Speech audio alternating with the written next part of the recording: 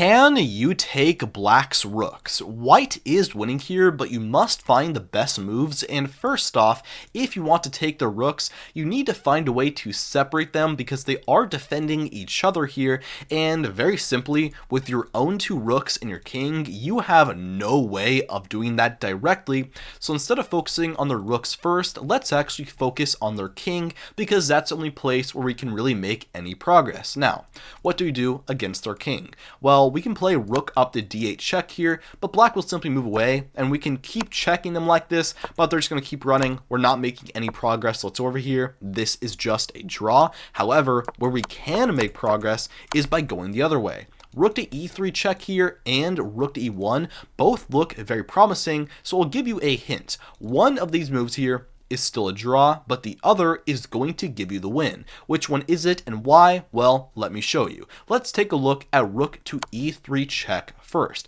We're attacking their king, so they're going to run away. We're now going to play another rook check.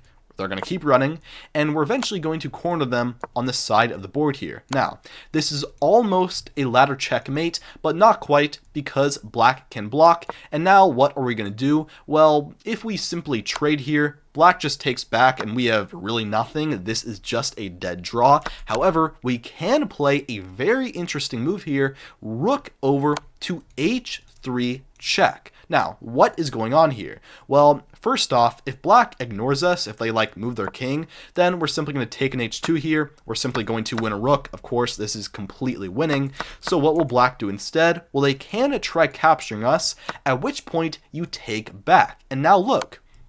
You are both attacking their king and now attacking their undefended rook. And if black just moves over here, we can take this and we're winning. The issue is, if they're smart, they're simply going to go king g4, attack our rook, and at the end of the day here, captures. This is just a dead draw. So this does not work. But what is different about the move rook to e1 check first? Well, take a look at this. First off, if black blocks at any other time here, then we're simply going to get that same maneuver, rook to e3 check, captures with the check, and then we'll take their undefended rook. So that does not work at all.